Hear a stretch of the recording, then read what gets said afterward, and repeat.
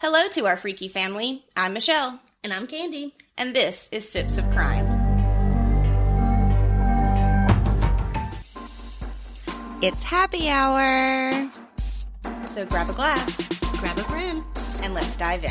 Are we telling our ages now? I think so. I mean, we have been to so many vineyards. Been to a lot of vineyards. This has got to be a really, really moldy cake by now. I can only imagine. I really thought I was going to hate this because it was red. Did you? Yeah, I did. Oh my God, how much coffee did you buy? I don't know, never been a tell. Welcome back, everybody. It is happy hour. Yes. So we are currently in Pigeon Forge, and we went to the Crime Museum this morning, and we have been having so much fun. Yes.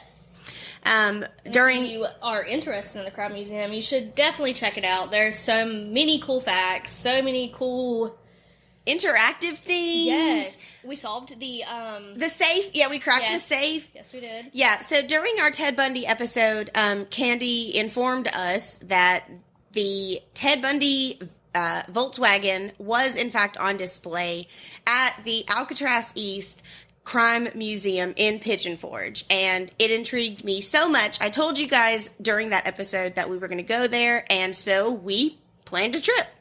So we are actually here now, and we've had a fantastic day. We had so much fun. And we're going to share a little happy hour episode with you guys. This is our first one, so please stick with us. We're trying to keep these as kind of raw and unedited for you guys as we can. And we have two exciting Pigeon Forge murders for you guys today, so we're both going to share a story. Today we also not only went to the Crime Museum, which was so much fun, but we also ventured out to Bootlegger's Homemade Wine, so we're actually going to share one of their featured wines with you guys today. You guys, it is so good, and it is 20% by volume alcohol, so it's pretty boozy. Yes, and our amazing, I guess you would call bartender, wine host, giver. I'm not sure what the you would tasting call host, Olivia. Yes. Was amazing. She definitely gave us some great suggestions, and she was extremely personable, and she even mixed a couple of things for us. Yes, it was the, strawberry mango cider with the peach wine. The peach wine. Yes. It was so good. It was like fruit punch in your mouth. Yes, it was delicious. She was so freaking sweet. She was so freaking sweet. So if you guys are in Pigeon Forge and you get a chance to stop by Bootlegger's Homemade Wine, definitely ask for Olivia. Tell her that we said hi, and that you guys want to try the mix of the watermelon cider and the peach, because it was fantastic. Not watermelon cider. I thought you said it was watermelon cider. Strawberry mango. The strawberry mango and the peach. Yes. Okay. Yes. Ask her to mix it for you. She'll do it. They do have a watermelon wine, though. They do have a watermelon wine. And it was really good, too. Yes. I mean, they have, so many. They have a cranberry. Yes. Raspberry? Yeah, there's a raspberry. They had a pumpkin spice. They had a oh my gosh, I forgot. Yeah, they have a pumpkin spice wine. And that was actually really, really good. I was not expecting to like that. But it was so good. It was. Redneck Reserve. Redneck Reserve. One. Yeah, we bought a bottle of that. And it's more of, not as sweet. Yeah. Now that, cotton candy. The carnival candy. Yes. Oh yeah, my gosh. That one's dessert. Dessert wine. That one was super sweet. But, back to... Blackberry 40 Mountain Blast. Here we go.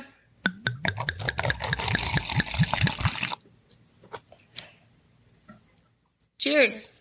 You can definitely... Woo! It's boozy, you guys. It is boozy. It is. You can definitely taste the bite of alcohol at the end. It's got hints of brandy, even. It's delicious. It's really good. They're all delicious. Yeah, they don't have a bad wine there. But just in case you go to take a big old gulp of that one, prepare yourself. And then we also, not that it has anything to do with our wine, but we did try Old Smoky. Oh my gosh, yes. We went to the Old Smoky Moonshine Distillery, and we had a ton of of different moonshines. We did a tasting there as well. And we came home with 3 jars of moonshine. One of them is their strawberry cream. Yes. We also got a coffee. Yeah, we haven't tried the coffee yet. I haven't tried the coffee yet, but I'm definitely putting it in my coffee in the morning. And then the blueberry moonshine. No, blackberry. Blackberry, yes. Oh my gosh, you guys. And that tasting was so much fun. And that guy was hilarious. That guy was so funny. They had 15, 16 different kinds. So many. Had to have been. Oh, yeah. I mean, just walls lined with moonshine. And, I mean, it's legal moonshine. And so they're really able to, push the, They had one that had pickles in it. Yes. I mean, yes. They have jars of pickles, jars of cherries, jars of pineapples, all laced with booze that you can buy. It was so much fun. We had so much fun. So... we do, however, to bring the mood down some, we've got a couple of Pigeon Forge murders for you guys. And before the podcast started, Kandi and I did a little rock, paper, scissors game, and I won. So I'm going to go first. All right. What do you have for me? Yes. So I actually have a Pigeon Forge case for you guys that is unsolved. Ooh. And let me just tell you, I hate unsolved cases, but this one was just too good. Yeah. Yeah, so I decided to share it. But interested. Normally unsolved cases drive me nuts, so you're not going to get a lot of them from me going forward. So if you guys like unsolved cases, soak it up while you can. You'll get them from me. It's fine. Okay, so my case here is Shannon Hercut. And it is from Pigeon Forge, Tennessee, of course. So, grab a glass. Grab a friend. And let's dive in. Our story starts on August 3rd in 2009. I keep wanting to call her Honeycutt. Shannon Hercut. Okay. Shannon Hercut had a life full of ambition. She was rambunctious, not afraid to do anything, a go-getter. Her sister, Penny Stevens, said. The 40-year-old was a hard-working business owner. She founded and owned Antebellum's rental and nightly rentals in Pigeon Forge. She was a loving sister and an incredible aunt to Penny's daughter. But Shannon's life was stopped short on a late summer night on August 3rd in 2009. And that's Shannon. Oh, she's really pretty. She is really pretty. This is recent. Yeah, 2009. 911 received a call that was initiated by OnStar. Chief Deputy Jeff McCarr recalled. Officers responded and found a black Cadillac Escalade down an approximately 125-foot embankment near some of the rental cabins that she managed. Inside the car was Shannon, not wearing a seatbelt, and the windows to the car were rolled down. State troopers on the scene believed it was a horrible car accident. Walker Trail is a curvy rural road on top of a mountain in Sevier County, which is actually where we are right now. Oh. Yeah. The accident happened just a few hours before midnight, so it was dark. However, it was strange that the windshield had not broken, and there were not skid marks on the road above. An electronic device that was installed on the vehicle read that the car was only going 7 miles per hour when it wrecked, and the airbags never deployed. I mean, 7 miles an hour is not fast. No, not at all. Also, you guys, we are in our hotel room right now podcasting, and we are right outside of a very main road in Pigeon Forge. And for some odd reason, people have been having a ton of fun honking their horns and revving their engines right outside. So if you happen to hear some of that in the background, we're sorry. Welcome to Pigeon Forge. Yeah, it doesn't get quiet. Oh my God, 4 o'clock this freaking morning. When the chainsaw went off. I don't know what the heck it was, but it sounded like a chainsaw, and it would go on and come off, and I was so pissed off about it because I was sleeping so good, and then I guess I eventually fell back asleep and drifted off, but It was 4 something in the morning. I was still pissed off about it. I'm like, it's 4 o'clock in the fucking freaking morning. What are we doing? What are you doing at 4 o'clock in the morning? Cutting down trees that are nowhere around us. Don't get me started. Okay. So this is the vehicle. At 7 miles an hour. With all of the damage. Now, it still went, I mean, even at 7 miles an hour, it still went over 120-foot embankment. And fell. Okay, yes. I need to put that in perspective because the look of this vehicle. Yeah, I mean, all of that is just... That's crazy. Yeah. It's still weird that the windshield didn't bust. And they did note that as being strange. So, again, you guys don't forget these photos will be posted on our Instagram and our Facebook. So, definitely go over there to check those out so you can follow along with us. All right. So, Penny, her sister, was on vacation with family when she got the news. It's very clear. I'll never forget it, she said. But something felt off. Right away, my gut told me it was no accident. There has to be more to this, Penny said. An autopsy confirmed her suspicion, revealing Shannon's injuries were not consistent with an automobile accident. She had suffered head injuries that the investigators claim she could not have suffered from the crash. She was a fighter, and I know she tried to fight through this ordeal, but she didn't quite make this fight, Penny said. Oh, that's really sad. A closer look revealed Shannon was murdered at her home, and her body moved to the car and then staged as an accident. At that point, everybody was a suspect. Now ruled a homicide, investigators had to backtrack to look for the evidence. The officers recall having to rappel down to where the car was because of how steep the embankment was. Mm-hmm. So they had to rappel down to where the car was to actually do the investigation. And the time that had passed before it was ruled a homicide meant that key evidence could have possibly been lost. The search for answers took authorities to Hercut's rental company, Antebellum's, and her home. McCarter is unable to share what his team believes the motive is since this is still an ongoing investigation. But Penny has a few ideas. Has that refrigerator cut on at all while we've been here? I don't know. It's probably because of all the wine we put in there. Yeah. It's on overdrive. She was a well-to-do businesswoman, Penny said. Deep down, Penny has always felt that her father was responsible. So many red flags that I had seen with my father. I just knew what he was capable of. Penny had also went to Shannon's house after the accident, and she said that she found a baseball bat, blood on the outside refrigerator, and 2 broken bottles of alcohol on the floor. Penny and her father, whose name is Ted, had a difficult relationship, as did he and Shannon.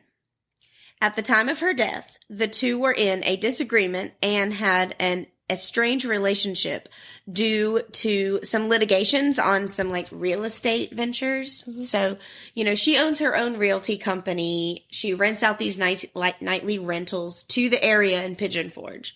And he apparently is a businessman as well. And so apparently some litigation around some real estate property had happened and they had a huge falling out.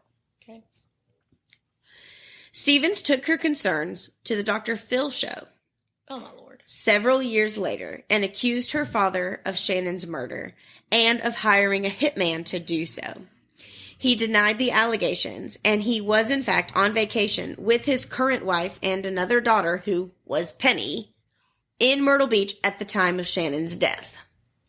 Well, I mean, if he did have a hitman, there's his alibi. Yeah, absolutely. And Penny was there in Myrtle Beach with them. Right. So that's Ted. And that's his current, that was his current wife at the time. Oh. With Ted. I mean, I don't know. He looks like he could be up to something. I feel like in these pictures, at least, he kind of looks like an old school, mobster gangster. Yes, it definitely, and maybe that's why with that hat and then the little chain with the necklace. Yeah, chain with the necklace, gold chain with the glasses. Yeah, I could see that. Yes. So I did actually pull some footage from what I could find on the Dr. Phil show. I unfortunately was not able to find the entire episode. But I was able to watch some clips. And I mean, Penny is very adamant about how she thinks all of this went down. And on the Dr. Phil show, I mean, she just outright says, like, I know this is what you did. You hired a hitman. She thinks it's all over this, real estate stuff. There's also some information saying that his will had been changed. Shannon's will had been changed, all due to this fight. Huh. So it goes a little further than just some regular, family drama. On the Dr. Phil show, Ted is actually bombarded. Like, he has no idea that Penny is there to accuse him of this. Oh, so, like, he thinks it's just a show. He thinks it's a show about his daughter Shannon's death. Oh, okay. And he acts very mournful. He starts to kind of tear up a little bit. And Penny goes, oh, that's some great acting, Dad. Oh, wow. Yeah, so she has very, very strong feelings, to say the least. But she's not the only one who has some strong feelings about Ted. Oh. His ex-wife, Jan, who is the one that's pictured here, has since spoken up, saying, quote, I believe he did something to do. I believe he did have something to do with the killing of Shannon because he and she were in an argument over some land. And it was a lawsuit, and the land was worth over $1 million. And with Shannon gone, it was a win-win situation. He wins. She met Ted in February of 2014 and stated he was a nice guy.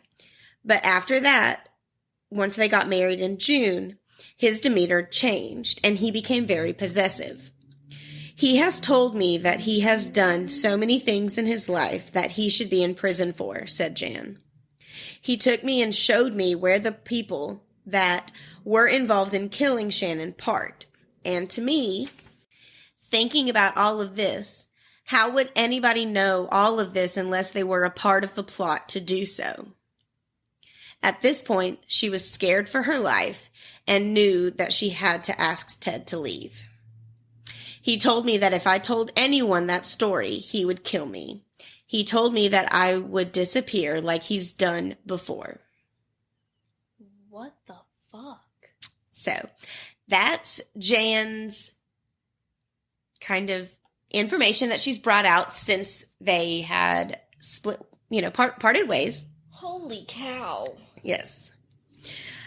Unfortunately, Ted Hurcutt later died in November of 2017, and investigators were never able to connect him to the case. 13 years later, this case is still unsolved, and Penny feels people have forgotten. I think the investigators, law enforcement, has set it on a shelf for now. It's just sad, Penny says. McCarter, on the other hand, says that isn't the case. As the Sevier County Sheriff's Office, Shannon's picture hangs outside of his office window. It's hanging out there so not only myself or anyone who walks through this investigation division, but anybody else can see her picture, and this case is not forgotten. So, in the sheriff's office right now, Shannon's picture is hanging outside of his window. So, like, if we went there? If we went there, we would see her picture hanging outside of his office window to make sure that people are still working it, still investigating it.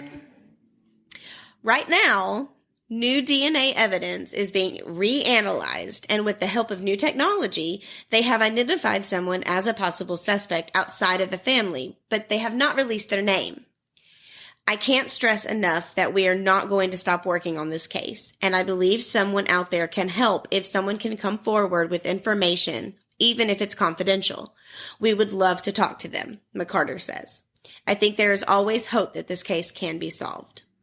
Authorities have been reluctant to release information on this case, even 13 years later.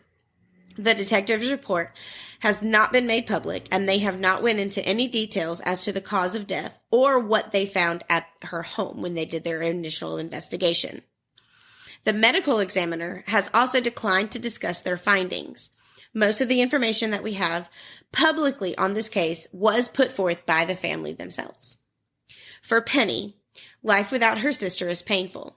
You try to cope, deal with it, but I can't even talk about it 10 years later. I still cry just like it just happened. I would love to get that phone call that, Penny, we got those people who did this to your sister. We are going to put them in jail and just get justice finally. I just got to keep Shannon alive and her story alive. So that's actually her sister, Penny. Okay. I mean, at least she's trying to figure out what happened, even after all this time. And hopefully they, continue to work on it. But if someone does know something, just come forward. Yeah, so investigators said that the case remains under investigation. And if you have any information that can help crack it, to please call the Sevier County Sheriff's Office at 865-453-4668. And the Hercutt family said that a $45,000 reward is still available for information leading to the arrest and conviction of whoever killed Shannon. So, just go ahead. I mean, hold that in? Right. And even if her father did have something to do with it, or did, like you say at the beginning, hired a hitman or whatever, the hitman must be able to come forward. Yeah. And say, hey, look, I was hired to do this job. Give this family some peace. Hey, I was asked to do this job, but I didn't do it, so therefore there might be another hitman, but her dad did have something to do with it, or whatever the case may be. But just come on now. So yeah, like I said, just I don't do a lot of unsolved cases, but I thought this one was, kind of recent and was very interesting. Lots of little twists and turns in there. So you also have a story for me. I do. This is the Rocky Top Village Inn murders. So there's no straightforward story. So we're going to do a little backstory and then we'll get into everything. There's no straightforward story. There's not. There's a little bitty backstory and then a quick how it happened and then that's it. Okay. It's not like our previous stories that are super detailed and stuff like that. Okay. Yeah. I'm ready for it. Okay. So the backstory. Gatlinburg, Tennessee has been long known as a family tourist attraction for many years. It's offered wholesome fun for families from 8 to 80. Home to Dollywood, the Great Smoky Mountains National Park, and many driving tours, which were apparently cults back in the 70s. But beneath the foothills of the mountains, in this sleepy little town, a mystery has brewed. One such murder is that of the Rocky Top Village Inn. Originally opened by the famous songwriters Felice and... Hold on. I want to say Beau Ledoux, but we're gonna look it up. Hold, please.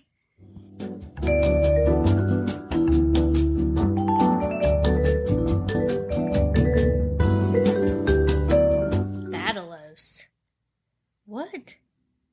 Battle Oaks. Okay.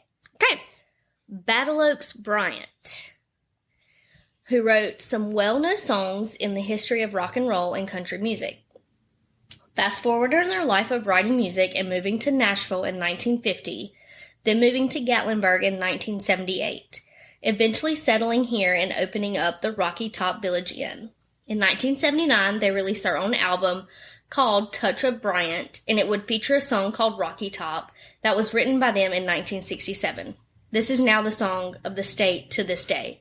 The Rocky Top? Yes. The no Rocky Top. way! Yes. So here are Felice and then her husband. Oh. These are pictures of the Rocky Top Inn. Yes. Yeah. Little did they know what awful events would take place in this beloved quiet town not long after the hotel opened. It was a night in September of 1986. The small town of Gatlinburg would change forever. Four individuals Four individuals by the name of Eddie Harris, Joseph DeModica, Rufus Doby, whose trans name was Ashley Silvers, and Kimberly Pelly were on a road trip. All had met each other in previous occasions, but had formed together to take this road trip to Knoxville, where they sought out to work out as performers or strippers at the Pepper Tree. Once they arrived on Monday, they went to a friend's house of Joseph's named Tracy Clark. With Clark's permission, the four slept in the car in the driveway. Then that following Friday night, they spent time at the apartment of Tim Farmer, another friend of Joseph's. Eddie and Joseph told Tim they intended to return to Gatlinburg on Saturday and would not be working the night at the Pepper Tree. On September 13th, that Saturday afternoon, all four friends left Tim's apartment. Later on in Danridge, they tried to sell some stuff they stole from Tim, such as a leather coat, a mink coat, a radio, and they tried to sell it to one of Joseph's other friends. But she refused because she believed they were stolen, which was smart of her. Yeah. But they ended up selling one of the coats and the radio at a local bar and local service station. Wait, so this guy, Tim, lets them, sleep in the driveway? Yep. And then they stole from him. Yep. And then went and sold his stuff. You know, what great friends you are. After a long day in the Great Smoky Mountains National Park at Laurel Falls, the four had been contemplating ways that they could get some money. You know, instead of just going to work as some strippers and getting some money, we're just going to... Because I hear it makes good money. I mean, that's what I've heard too, but, you know, we're going to we're going to steal and rob people and resell it, you know, instead of just going to work. They decided robbing the nearby business in Gatlinburg was a grand idea. But Eddie drove them straight to the Rocky Top Village Inn, where they were going to get a room for the night. Kimberly went in and would meet Melissa, a.k.a. Missy Suttles Hill, a 20-year-old night clerk, and Troy Dale Valentine, a 36-year-old guard who was the one working at the Rocky Top Village Inn. Here's a picture of Melissa and Troy. Oh. Just, you know, regular, wholesome people. They look happy.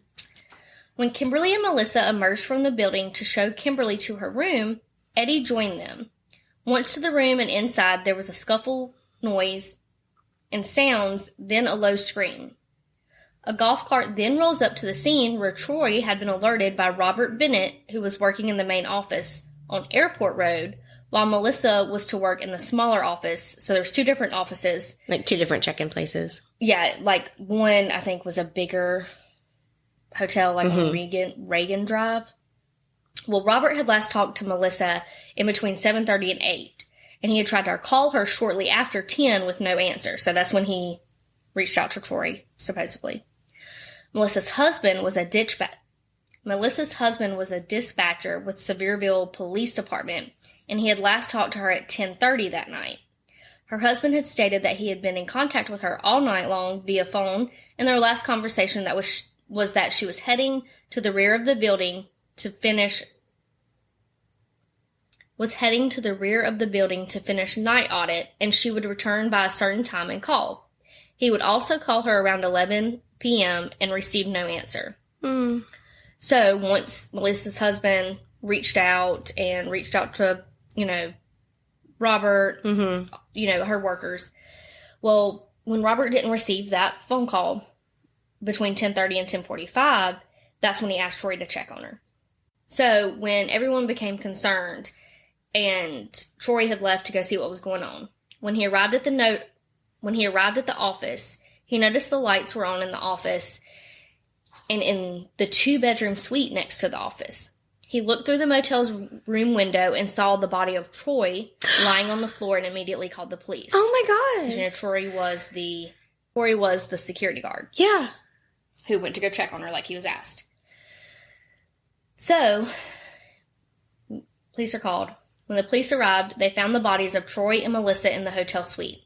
Troy was laying on his back on the kitchen floor, and Melissa was laying on her back in a prone position, leaning against the bed and the wall. Police discovered Melissa's purse was missing and about $499 stolen between the hotel cash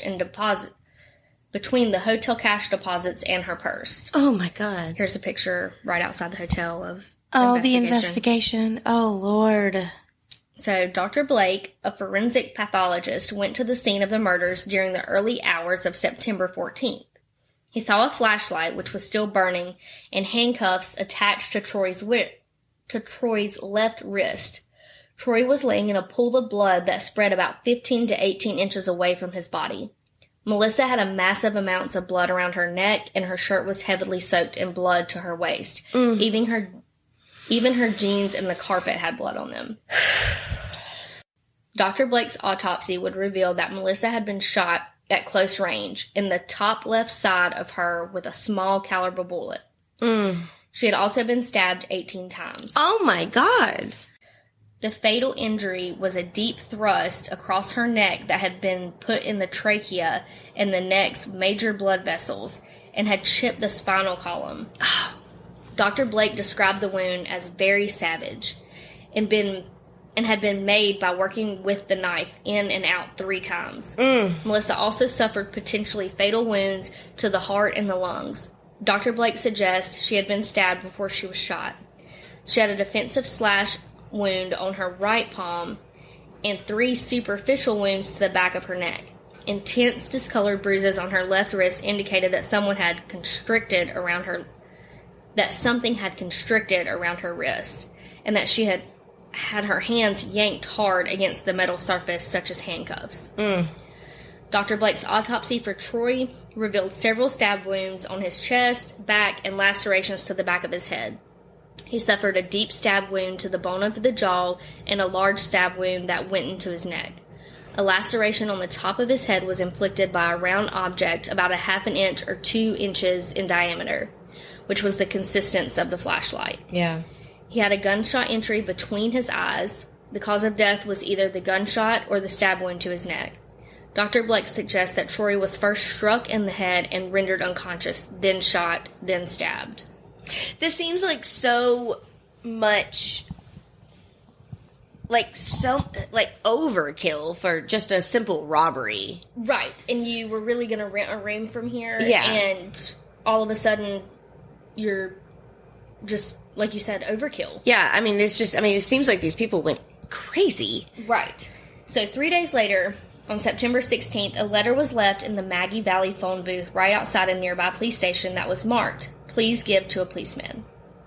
The letter, which included a small pocket knife that had belonged to Melissa and a note that asked for forgiveness for killing those 2 people in Gatlinburg, going on to express remorse and was just wanting money, intending to leave the 2 victims handcuffed in the room, but the guard tried to take the writer's gun, and Joe seen him. So Troy was trying to defend, like, he was fighting back. Yes. And that's what, I guess, pushed them to do what they did. Oh, my God. So he hit the guard with the light and went crazy, cut them up, then forced the writer to shoot them, giving only information the killers would have known, stating he was returning the woman's knife because it meant something to someone. So that was all in the letter. The went crazy, cut them up, and Joe seen them. That was whoever, wrote this letter and gave it to the cops. Probably one of the 4. Right. Who probably was, like, feeling guilty about the situation. So, what about the knife? You said it meant something to somebody? Because it was her knife. Maybe it was like a little pocket knife. Okay. And so they decided, like, oh, no, this is probably, like, sentimental in some way, so we're going to leave it with her? Give it back. I don't know. Oh, my God. The state called several witnesses like Tracy and Tim, Joseph's friends, who verified the 4 were in town. A local poster inspector at the Service Crime Laboratory examined the letter and verified it was written by Eddie. December 16th, 1987. Over a year later, Eddie was arrested in Atlanta, Georgia. In 1988, Eddie was sentenced to die by lethal injection. But in 2002, determined to be mentally ill and couldn't be executed, he was sentenced to 3 consecutive life sentences. But in 2015, Eddie was killed in a fight with another inmate at the Morgan County Correctional Complex in Wartburg. Oh, my God. He was 58. Here is Eddie. Oh, my God. The start of all this. Yeah. So, okay. What do you have any information as to what was happening to the other 3 people? No, there wasn't really a lot of... So he's the only one convicted of this. Well, Kimberly and Joseph, they received life sentences. Rufus pled guilty but has since been released. Research shows that Kimberly has been released and has been reported to be living in Nashville, Tennessee, and it's also reported that Joseph died in prison with AIDS. Oh my God. So they all did get in trouble. Right. Eventually. But Eddie was apparently the one who wrote the letter and I guess admitted. They had the most evidence against him. Yes. So, some little facts about this story. It is said that you can still hear the screams of those 2 who were killed that tragic evening. People have also seen many apparitions in the back of the building. This is the secondary parking lot that is used, and the apparitions are located near the fountain. Today, however, the hotel has been demolished and is gone. However, that doesn't stop people from visiting the area. One person has snapped a photo of the once-used hotel and said that they had captured the ghost of the hotel clerk who was killed. But, it's all hearsay to experience it. Apparently, a Courtyard Marriott is built in its place. No, it's not. Apparently. How inappropriate. Right. The address of the Rocky Top Village Inn is 311 Historic Nature Trail, Gatlinburg, Tennessee, which I looked this up before we came. Oh, no. Just to see how far away it was from us. And I feel like it was fairly close for the most part, and I just don't remember. Pigeon Forge and Gatlinburg are... It is 36 minutes away from us. Yeah, they're like I said, Pigeon Forge and Gatlinburg is kind of not the same place. Oh my gosh. And there is a hotel like there. Yes. It's just not the Village Inn. No, it's a Courtyard Marriott. Wow. Right there. And then technically a Bear Land and General store is what Apple Maps says. Oh, that's so creepy. Right? Wow. Well. So, there's your little short stories. Yes, a couple of short Pigeon Forge murders for you guys. I hope that you guys enjoyed, just something a little different from us this go around. Like I said, we wanted to just kind of give you guys a little insight to our trip and bring you along with us on our vacation. Yes, we've got a lot more plans. We're going to go shopping tomorrow, and we're super excited to do so. You don't need any more t-shirts. I don't need any more t-shirts. I have a problem with t-shirts. I have bought... I'm just kidding. She'll come home with probably 15 more. I will come home with 15 more t-shirts tomorrow. I think I bought 7 today. Not including the ones you bought yesterday. What did I buy yesterday? Did you buy some yesterday? What did we do yesterday? I didn't buy any shirts yesterday. We got here at like 8 o'clock at night. No, I was thinking this morning when you got 2 or 3 from the Alcatraz Museum. Yes. And then you got... One of them was for my daughter. Yes. So technically, I only got 2 shirts this morning. I've only bought 2 shirts so far. You only bought 2? Yeah, but that doesn't... All day? Yeah. And the wine, which I got to Apple Pay you for. No, don't worry about it. Apple Pay. Y'all, I haven't been able to talk since breakfast. So, get the wine and the... moonshine tasted in me. I can't talk at all. But yeah, I am a t-shirt junkie. I have a huge drawer of t-shirts from all sorts of different just adventures that I've been on, and I feel like they're the best commemorative thing, and I always wear t-shirts to bed. You can never go wrong with a super freaking soft t-shirt. A super freaking soft t-shirt is definitely my weakness. I love it so much, and I will continue to buy them. You're not going to stop me.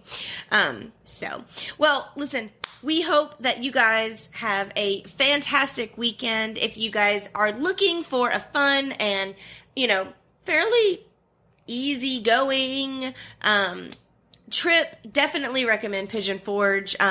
We stay at the Margaritaville Hotel that we stayed at. You are literally walking distance. I mean, yes, right across the not even road, yeah. So right across to the crime museum. It's okay for us to tell you because by the time that this posts, we're not going to be here anymore. But we are staying at the Margaritaville Inn, which is right across the street from the Alcatraz East Museum. It's not even a street. It's literally like to pull into the islands. Yeah, it's a stoplight. Which is... It's called the Islands, but it's like a big old shopping area. Yeah. Food. We had lunch today. That was really good. Yeah, we had lunch at the Yeehaw Brewing Company. Yes. Which has some really good beer. And we both had a chicken salad sandwich, and it was fantastic. I had seltzer. I had tangerine seltzer. Yes, you did. It was good. Yes, you did. But everything is literally in walking distance. The car has literally been parked since last night. So if you stay here at the Margaritaville Inn, we highly recommend it. We got Chinese delivered last night. Yeah, we had Panda West delivered last night. Not Panda West. No, Panda Express. Which does not have chopsticks, by the way, if you need to know. I didn't even notice that last night. I wanted chopsticks so bad. They said no. No chopsticks. I didn't even notice. Yeah. But so, like I said, definitely recommend for a quick family getaway. There's a lot of family friendly stuff to do around here, and like I said, we are husbandless and childless right now, and so we're just enjoying a girls' weekend, and we're super excited to bring you guys along on that. And who knows what tomorrow holds? Who knows what tomorrow will hold? Shopping, so much shopping. I'm so excited. But catch us on our next episode, which will be posting next Monday, and it is what's posting next Monday. It was your episode. Elizabeth Fritzl. Yes, Elizabeth Fritzl. Yes. See, I've had too much to drink to even remember what's going on next week. So definitely stay tuned for that. That one is a crazy case. And be prepared. There is a trigger warning for There's that a trigger warning on that. Oh, Larry came with us on our trip. Oh, of course, yeah. Larry's here. You should see some pictures of Larry with us. He's here. So, enjoying our time. People were to walk in our hotel room. It was like, why do these girls... That is why we put the Do Not Disturb sign on the door so that they don't walk in and see all of our morbid crap. Or the empty wine bottles. The empty wine bottles, Larry hanging out our school shirts. The hangover recovery stuff. All of the hangover recovery supplements that we bring with us. Lord have mercy. Well, again, thank you guys so much for your support. We love you guys so much, and we hope you enjoyed this happy hour episode. If you want more, let us know. Let us know. Talk to you soon. Bye. Bye. You can join our freaky little family both on Instagram and Facebook and find all of the featured photos from this episode at Sips of Crime. For a chance to have your story featured on one of our future episodes, send us a Gmail to sipsofcrime@gmail.com. And you can find all of our episodes wherever you get your podcasts. If you're listening on Apple Podcasts, we would really appreciate you giving us a 5-star review because it really helps other people find our podcasts and our episodes. Thanks for listening. Stay alive.